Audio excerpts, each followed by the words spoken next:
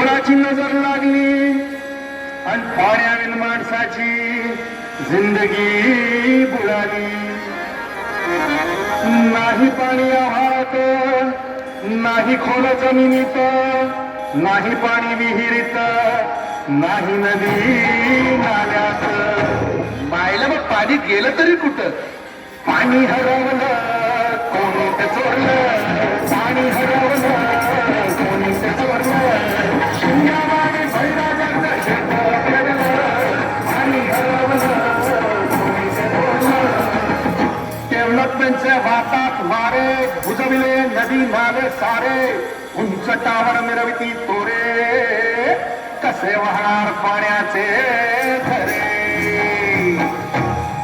अहो महाराज, पण आता करायचं तरी काय?